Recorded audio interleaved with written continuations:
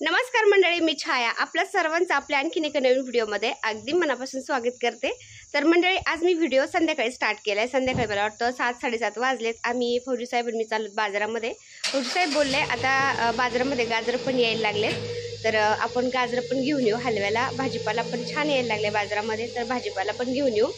आणि त्या दिवशी आम्ही आयरासाठी साडी कपडे घ्यायला गेलो होतो ना, तर फौजी साहेब मला म्हणत होते साडी घे, तर मी नाही घेतली। तर आपल्या निकिता ताई आहेत ना, तर निकिता ताई पण बोलल्या की फौजी साहेब इतकं बोलत होते की तू साडी घे का नाही घेतली, घ्यायची होती ना। तर फौजी साहेबांनी ती कमेंट, फौजी साहेब सगळ्यांच्या कमेंट पाहतात, तर ते फौजी साहेब बोलले आता ताई पण बोलत साडी का नाही घेतली तू, तर मला पण साडी आवडली होती ती, तर चल आपण ती साडी आहे का काय अजून जाऊन पाहू, तर असली तर साडी पण घेऊन येऊ तुला। तर फौजी साहेब ऐकतच नाही येतं, तर ते बोलले चल आपण जाऊन येऊ। तर आता निघलोत सगळे म्हणजे मी, फौजी साहेब आणि माझा भाऊ। तर त्याला म्हणलं चल तू पण थोडंसं आमच्याबरोबर, म्हणजे त्याला पण थोडंसं पाणीपुरी वगैरे खाऊन खाऊ घालून आणू आहे ना। तर पाणीपुरी नाही आवडत त्याला, पण वडापाव खूप आवडतं आहे ना रे। तर चाललोत आता फौजी साहेब, मी आणि राजू। चल रे, तर स्कार्फ बांधते डोक्याला कारण थंडी वाढली ना आता। तर काल जो मी व्हिडिओ अपलोड केला ना, तर त्या व्हिडिओच्या सगळ्या कमेंटचे रिप्लाय द्यायचे राहिलेत, कारण थंडी वाढली ना कालपासून, तर पुन्हा थोडंसं माझं डोकं धरल्यासारखं झालं होतं। तर मी दुपारी झोपून घेतलं होतं, तर डोळेसुद्धा माझे थोडे सुजल्यासारखे झालेत झोपल्यामुळं आणि थंडीमुळं। तर दुपारी मी झोपल्यामुळं मला रिप्लाय द्यायला पण झालं नाही। काल संध्याकाळी मी लाडू बनवले ना, तर तेव्हा पण मला रिप्लाय द्यायला जमलंच नाही, काल संध्याकाळी पण आणि आज दुपारी पण। तर आज संध्याकाळी मी सगळ्या कमेंटचे रिप्लाय देणार आहे। तर असा थोडासा उशीर झाला ना कमेंटचे रिप्लाय द्यायला, तर प्लीज ताईंना थोडंसं समजून घेत जा। तर काही कारणामुळंच मी रिप्लाय देऊ शकत नाही वेळेवर, नाही तर मग तसं मी रिप्लाय देत असते। तर उशिरा का होईना मी कमेंटचे रिप्लाय देत असते, तर मी आज रिप्लाय देईन ताईंनो। तर चला, फौजी साहेब नेहमी मला ओरडत राहतात की तुझं कधीच उरकत नाही।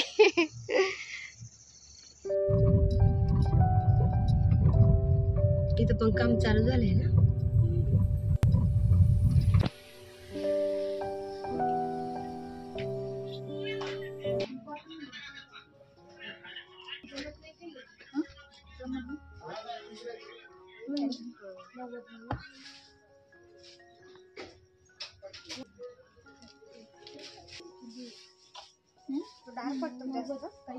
साडीचा कपडा आहे, मग तसं वाटणार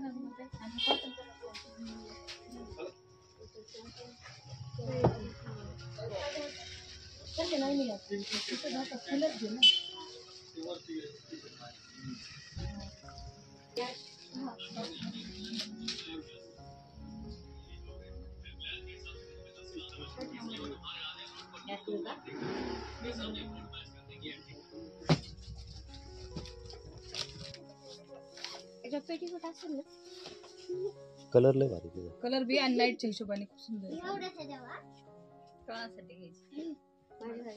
भारी वाटत। खराब होईल का? नाही तुमच्या वापरण्यावर आहे ना।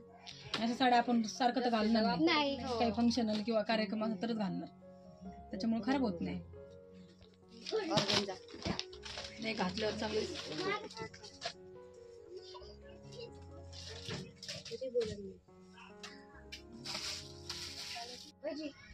हे बघा असं होतं।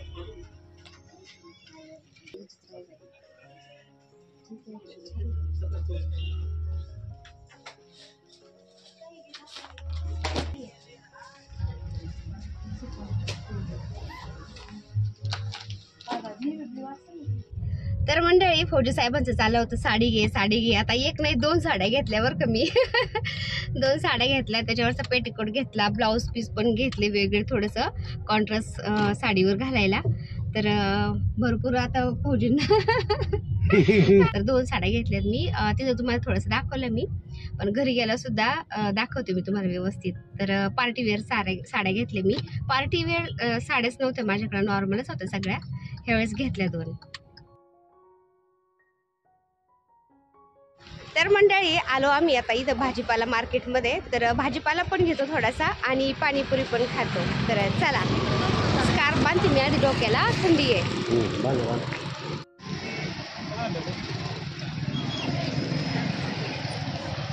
लय कांटू बी बांधून बसली अड्या। नाही थंडी सुटली चांगली आता। चांगली थंडी सुटते.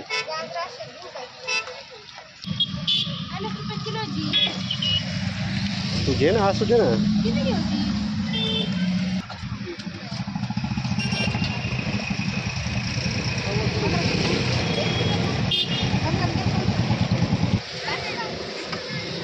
बस बस.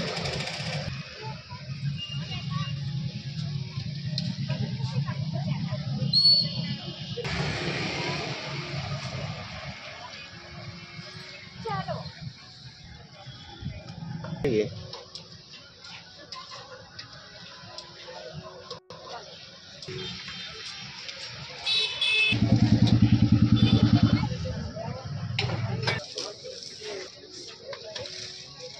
हे बघा मंडळी, आपलं घर. आपण आलोत आता घरी.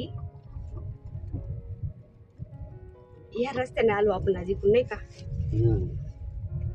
बघा आमचं काट्याचं जंगल आणि जंगलात आपलं घर. हे बघा,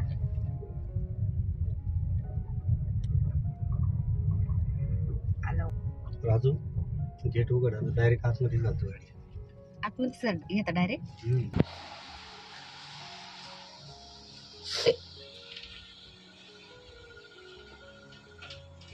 चला, गाजर आणलेत बघा. आज गाजराचा हलवा है ना.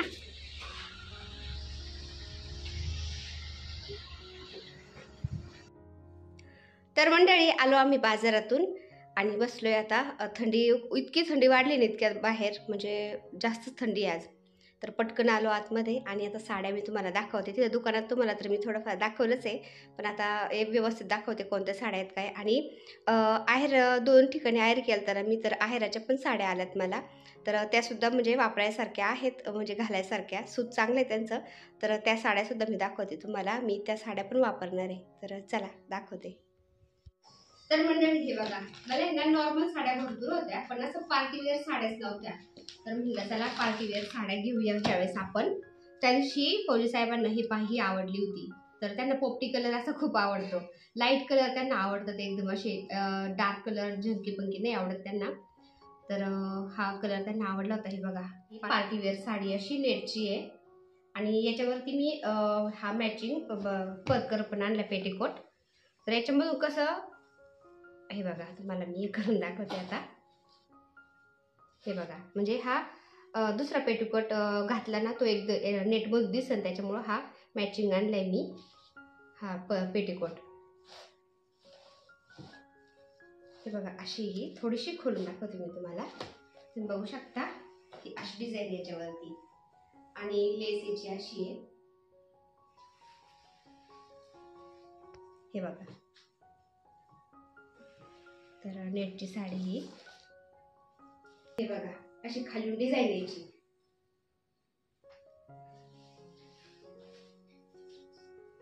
हे बघा, छान वाटेल जी.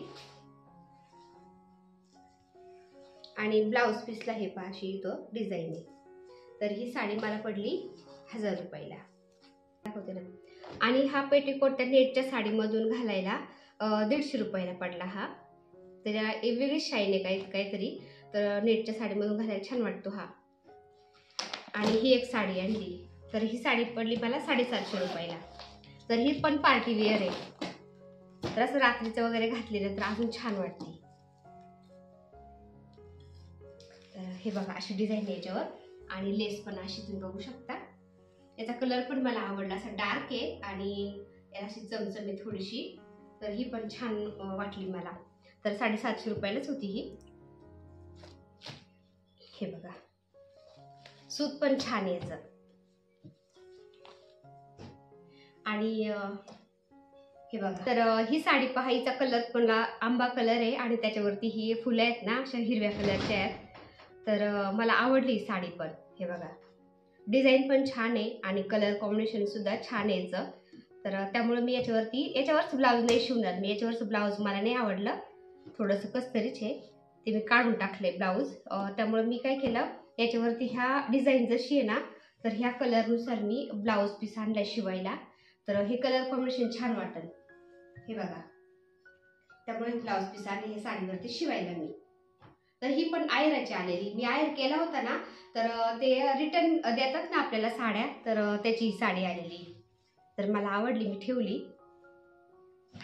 आणि ही पण आयराचीच आलेली आहे. तर आपण आयर दिल्यानंतर ते आपल्याला रिटर्न देतात ना, तर त्याच्या साड्या येतात. तर ही साडी आलेली आहे, याचं सूत पण मला आवडलं आणि डिझाईन नेव्ही कलर याचा, आणि डिझाईन पण आवडली मला, त्यामुळे मी ठेवली. हे बघा अशी डिझाईन याची.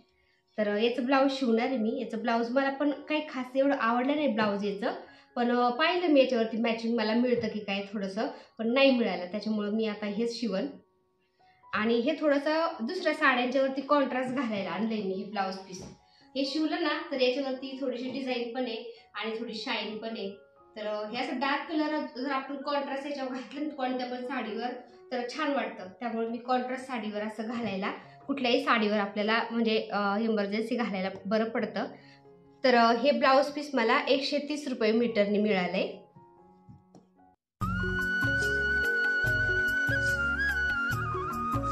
नमस्कार मंडळी, गुड मॉर्निंग सर्वांना. तर रात्री मी बाजारातून आले, तुम्हाला साड्या दाखवल्या, त्यानंतर मी स्वयंपाक केला, जेवण केले. जास्त काही मी शूट केलं नाही, कारण शूट घेत बसलं ना की उरकतच नाही लवकर. एकतर बाजारातून यायला उशीर झाला होता ना, म्हणलं मी आता काहीच शूट घेत नाही, दुसऱ्या दिवशी सकाळचं शूट घेईन. तर आज सकाळ मी व्हिडिओला सुरुवात केली. तर मी आता हॉल आवरून घेते आता सकाळ सकाळ, कारण थोडंसं धूळ झाली जरा, आणि सोफ्याचे कवर पण धुवायला काढायचेत ना. तर आता बरं 10-15 दिवस झाले मी कवरच धुवायला काढले नाही ना, तर सोफ्याचे कवर धुवायला काढते. आणि रात्रीच्या साड्या वगैरे मी तुम्हाला दाखवल्या, त्यानंतर मी लगेच स्वयंपाक करायला गेले ना, तर साड्या वगैरे सगळं इथंच आहे, तर ते पण उचलते. तर ताई घरातलं इतकं काम पुरतं ना, रोजच्या व्हिडिओमध्ये मी घरातलं काम जास्त काही दाखवत नाही. प्रत्येक व्हिडिओमध्ये थोडं वेगळं दाखवण्याचा प्रयत्न करते. कधी आपलं देवपूजा दाखवते, कधी काय दाखवते, कधी बाहेरचं म्हणजे बाहेर गेलेलं दाखवते, कधी काय असं वेगवेगळं दाखवते. कारण तुम्ही म्हणजे एक सारखं पाहून तेच पाहून बोर होतात ना, त्यामुळे मी वेगवेगळं दाखवण्याचा प्रयत्न करते. तरी पण 2-3 दिवस झाले एका ताईची कमेंट होती की सारखं देवाचंच दाखवते, काही वेगळं दाखवत जा. तर ताई मी प्रत्येक व्हिडिओमध्ये थोडं वेगळं दाखवण्याचा प्रयत्न करते, पण शक्यतो आपलं कंटेंट हे देवाचंच असतं, कारण मला देवपूजा करायला त्याला खूप आवडतं आणि दाखवायला पण खूप आवडतं. त्यामुळं मी देवपूजा कशी करते, काय असं म्हणजे आपले जे सणवार असतात ना आपल्या परंपरेनुसार, तर सणवार कसे साजरे करते हे बऱ्याचशा व्हिडिओमध्ये मी दाखवण्याचा प्रयत्न करते, मला आवडतं. त्यामुळं जसं की मी आता मार्गशीर्ष महिन्यामध्ये गुरुवार करत असते ना देवीचे, तर गुरुवारी मी पूजेची मांडणी केली होती मस्त, आणि जेवढं होईल तेवढं सजावण्याचा म्हणजे सजावट करण्याचा प्रयत्न केला होता. तरी पण गुरुवारच्या पूजेमध्ये थोडीफार कमी राहिलीच. तर कोल्हापूरच्या महालक्ष्मी देवी आईचा मुकुट मी सजवला होता ना छान, तर त्याला नथ घालायचं विसरलं होतं माझ्याकडून. परत जी पानांची पत्री असते ना, तर ती पण ठेवली तर चालते, नाही ठेवली तरी पण चालते. मनी भाव तिथं देव, आपण मनापासून पूजा केली ना साधी सोपी, तरी पण देवापर्यंत ती पोहोचले जाते. पण ती माझ्याकडून विसरले, मी फळं ठेवले होते, तर पानाची पत्री मी विसरले. कारण ताईंनो घरात एवढं कामं असतात ना, मला बाई लावलेलं नाही कामाला ना, तर सगळे कामं पाहावं लागतात. मुलं कॉलेजला जातात, माझा भाऊ कामाला जातो, फौजीसाहेब ड्युटीला जातात. तर असं मला काम तसंच ठेवून जमत नाही, करावंच लागतं. सगळं काम पाहून मला यूट्यूबचं पाहावं लागतं. तर मुलं आणि माझा भाऊ फौजीसाहेब संध्याकाळी घरी आले ना, त्यांच्याच्यानं जेवढं होईल तेवढं ते मला मदत करू लागतात. पण ते जर गेले ना ड्युटीला, मुलं कॉलेजला, तर मला हे असं घरातलं करावंच लागतं, तसंच ठेवून जमत नाही. तर असं आहे, मला घरामध्ये खूप काम पुरतं. तर गुरुवारच्या दिवशी तेच झालं. मी आदल्या दिवशी मस्त म्हणजे झाडून पोचा मारून सगळं व्यवस्थित करून ठेवलं होतं घर सगळं, कारण गुरुवारच्या दिवशी पोचा मारत नाही फरशीला ना, त्यामुळं. तरी पण गुरुवारच्या दिवशी एवढी घाई गडबड झाली ना माझी, सकाळचं स्वयंपाक, मुलांचे डबे, फौजी साहेबांचा डबा, फौजी साहेबांना ड्युटीवर जायचं, माझ्या भावाला कामाला जायचं, आणि तरी पण घरातलं स्वयंपाक, भांडे भरपूर इतकं काम पुरतं ना, सगळं घर व्यवस्थित करणं. त्यानंतर पूजेची मांडणी केली, बाहेरचं सडा रांगोळी केली. तर एक ताई बोलल्या की बाहेर तू शेणाने सारवत नको जाऊ गुरुवारी, तर इथून पुढे नाही सारवायचे ताई. मला माहीत नव्हतं ना असं बाहेर, मला वाटलं बाहेर सारवलं तर चालतं, त्यामुळे मी सारवलं होतं, इथून पुढे नाही सारवायचे. तर बाहेर मी सारवलं, रांगोळ्या काढल्या, आणि रांगोळी काढल्याशिवाय जर आपलं सणसूद किंवा असं पूजा व्यवस्थित वाटत नाही, म्हणजे अधुरंच वाटतं. त्यामुळे मी रांगोळ्या काढल्या, घरातलं आवरलं, पूजेची मांडणी केली गुरुवारची, आणि संध्याकाळचं पुन्हा नैवेद्य दाखवायचं होता, जेवण पण बनवायचं होतं. फौजी साहेबांना ड्युटीवर पण जायचं होतं. असं भरपूर काम होतं. तेवढ्या घाई गडबडीमध्ये मी साडी चेंज करायचंच विसरून गेले. कारण सकाळी अंघोळ केल्यानंतर जी साडी होती माझ्या अंगावर होती ना, संध्याकाळपर्यंत तीच साडी होती. तर आपल्या अश्विनी ताईची एक कमेंट होती की छाया, तू सकाळी जी साडी घातली होती ना, तर संध्याकाळपर्यंत तीच अंगावर होती. तुझ्याकडे इतक्या साड्या आहेत, मग तू चेंज का नाही केली? आणि गुरुवारच्या दिवशी नवीन साडी घालायची असती असं अश्विनी ताई बोलल्या. आणि मी रिप्लाय दिला नाही लवकर, कारण मी ना लग्नाला गेले होते त्या दिवशी गावाकडं. तर दुसऱ्या दिवशीपर्यंत ते कमेंटचे रिप्लाय द्यायचं राहून गेलं होतं. तर ताईंना वाटलं की हिला राग आलाय, तर ताई मला अजिबात राग नाही आला. तुम्ही समजून सांगताना त्यातून पण मी काहीतरी म्हणजे शिकण्याचा प्रयत्न करते. मला राग नाही आला ताई. तर ताईंना वाटलं की हिला राग आलाय, त्याच्यामुळे त्यांनी ती कमेंट पण डिलीट केली आणि 2 दिवसापासून त्यांची कमेंट पण नाही आली. हमेशा त्यांची प्रत्येक व्हिडिओला कमेंट असते ना, 2 दिवस झाले ताईंची कमेंट नाही आली ना, तर थोडंसं असं काहीतरी हरवल्यासारखं वाटतंय. कारण तुमच्या सगळ्यांच्या कमेंट किंवा आयडीचे नावं माझ्या लक्षात आहेत. कोणाची कमेंट आली कोणाची नाही आली माझ्या बरोबर लक्षात राहतं. कारण तुम्ही ना इतकं प्रेमाने कमेंट करताना सगळे मला, तर तुमचे नाव असे हृदयात कोरल्यासारखे झालेत ना. कारण तुम्ही माझी एक यूट्यूब फॅमिली आहेत ना, तर तुमची कमेंट पाहिली की एक वेगळीच पॉझिटिव्हिटी वाटते मला. एक वेगळाच उत्साह वाटतो नवीन नवीन व्हिडिओ बनवण्यासाठी. तर तुमच्या कमेंटनीच मला मोटिवेशन मिळतं ना. तर तुमच्या कमेंट पाहिले की खूप छान वाटतं. तर तुमच्या संग एक वेगळंच अटॅचमेंट झालेलं आहे मला. एक वेगळीच आपुलकी आहे. तर मी ती शब्दात सुद्धा सांगू शकत नाही. तर असं आहे, कोणाची कमेंट आली कोणाची नाही आली, कोण रागवलं आहे, कोणी रागवून मला कमेंट नाही केली, कोणाचे रिप्लाय गेले नाही ना कमेंटचे, तर ते रागवले मला, त्यांनी कमेंट नाही केली, असं बरोबर माझ्या लक्षामध्ये राहतं. आणि तुमचं पण बरोबर आहे, ज्याच्यावर आपला हक्क असतो ना त्याच्यावरच आपण रागवू शकतो ना. तर तुम्ही माझ्यावर हक्काने रागवता, मला पण छान वाटतं की छायाने माझ्या कमेंटचा रिप्लाय दिला नाही ना, तर मी कमेंट करणार नाही. किंवा तुम्ही मला बोलता पण, छाया पाठीमागच्या कमेंटचा रिप्लाय मला दिलेला नाही आहे तू. तर मी पण मग आवर्जून त्या कमेंटचा रिप्लाय देत असते. आता बघा, या हॉलची ना अशी डीप क्लिनिंग मला मध्ये मध्ये करावी लागते, नाही तर मग असं वाटतं की आपण काहीच नाही आवरलं, तसं धूळ वगैरे सगळं तसंच बसलेलं आहे असं वाटतं. तर मला 2-4 दिवस झाले, 4-5 दिवस झाले ना, असं वाटलं ना आता साफसफाई करायला पाहिजे. तर मी असं साफसफाई करत बसते. आणि जे मनी प्लांट जे बांबू प्लांट आहे ना, त्याला असं रोज 1 दिवसाआड असं पाण्याने अंघोळ घालायची, इतकं छान राहतो ना तो, हिरवागार मस्त राहतो. आणि ह्या बांबू प्लांटला आपण 2-3 दिवसाला 1 दिवसाआड असं धुतलं नाही ना, एखादी जर त्याची काडी अशी पिवळी पडली ना, ती लाईनच लागते. एक काडी पिवळी पडली की दुसरी पडते, दुसरी पडली की तिसरी पडते, अशी लाईन लागते. आणि मग त्याच्यातली एक एक काडी अशी पिवळी होऊन ती खराब होतं, सगळंच मग ते खराब होऊन जातं. त्यामुळं आपण 1 दिवसाआड रोज असं धुवून काढायचं बॅम्बू प्लांट, म्हणजे छान राहतो. आणि अजून एक हे पहा, मनी प्लांटसारखं सिंगोनिया प्लांट बोलतात याला, सिंगोनिया मनी प्लांट पण बोलू शकता. तर हे असं खूप छान त्याच्या कटिंग मी लावलेत ना. आता वरती टेरेसवरती लावलेले ना मी ते एक झाड, तर त्याच्या अशा भरपूर कटिंग निघल्या होत्या ना, तुम्ही बघू शकता. तर एक एक कटिंग मी त्याच्या अशी ज्या जामच्या बाटल्या आहेत ना त्याच्यात लावलेत ना, इतके छान मुळं फुटलेत ना. तर मी असं तयार करून ठेवले होते 3-4 दिवसापूर्वी ना, तर ते हॉलमध्ये लावते मी आता. तर ह्या मनी प्लांट सारख्या झाडाला काय म्हणतात, सिंगोनियम किंवा एरोहेड असं या नावाने ओळखलं जाते हे झाड. तर इतकं छान दिसतंय ना, एकदम असं दिलाच्या आकारासारखं पान आहे त्याचं, खूप छान वाटतं. तर मनी प्लांट सारखंच ते पाण्यामध्ये येतं, आपल्या घरामध्ये छान ग्रो होतं ते पण. टेरेसवरती मी एक झाड लावलंय ते, तर त्याच्या इतकं कटिंग निघतात ना, तर त्याच्या भरपूर अशा कटिंग करून मी लावलंय ह्या जामच्या बाटल्यामध्ये, किचनमध्ये पण लावलेलं आहे. तर एक लावलं की त्याचं भरपूर होतं, मोठं होतं ते भरपूर, छान वाटतं एकदम. तर बाहेर किचनच्या समोर मनी प्लांटचं झाड आहे ना, वेल आहे ना, तर तो भिंतीला चिपकला होता. तर मनी प्लांट कितीही छोटाले पानं असले ना, त्यांनी जर भिंतीला पकडलं ना, तर त्याचे पानं इतके मोठाले होतात ना. तर त्याच्यातलीच मी एक कटिंग तोडून तुम्ही बघू शकता, याच्या कटिंग छोट्या छोट्या केल्यात मी. आणि ह्या जामच्या मोठ्या बाटलीमध्ये ठेवते. जामची नाही, काहीतरी मधाची बाटली आहे, मी मध आणते ना, तर सकाळ सकाळ गरम पाण्यामध्ये प्यायला. तर त्या बाटलीमध्ये मी ह्या कटिंग ठेवल्या होत्या. तर तुम्ही बघू शकता, त्याला असे मस्त मुळं पण फुटलेत आणि नवीन ब्रांच फुटल्यात त्याला. तर असे मोठाले पानांचे मी मनी प्लांटच्या कटिंग लावल्या होत्या त्याच्यामध्ये, खूप छान वाटतंय. तर भिंतीला पकडलेल्या मनी प्लांटचे पानं खरंच इतके मोठाले होतात ना. तर असं किचनमध्ये, हॉलमध्ये आणि माझ्या गार्डनमध्ये तर किती झाडं आहेत तुम्हाला सगळ्यांनाच माहिती आहे. असं ग्रीनरी मला इतकी आवडते ना, सगळ्या घरामध्ये पण मला असं वाटतं गार्डन करू की काय. कुठं पण मी असे झाडं, मनी प्लांट वगैरे लावून देत असते. फौजी साहेब म्हणते, आता कुठं कुठं लावती बाई. तर खरंच मला इतके आवडतात ना. तुम्ही बघू शकता ते सिंगोनियमचे जे मी छोटे छोटे कटिंग लावलेत ना, जामच्या बाटलीमध्ये असं एकजुटीने म्हणजे एकत्र ठेवलं ना, किती हिरवगार मस्त वाटते. तर सगळ्या कटिंग मी जामच्या बाटलीमध्ये 2-3 दिवस झाला असं ग्रो व्हायला ठेवल्या होत्या. त्याला मुळं फुटलेत मस्त. आता मी छान इथं हॉलमध्ये सजवते त्यांना. आणि आपण अशी घराची हॉलची रोज जरी डस्टिंग केली ना तर इतकी धूळ बसते ना, काय माहिती कुठून येते धूळ. खिडक्या जरी लावलेल्या असल्या, घर जरी लावलेलं असलं हमेशा तरी पण धूळ बसतीच ती.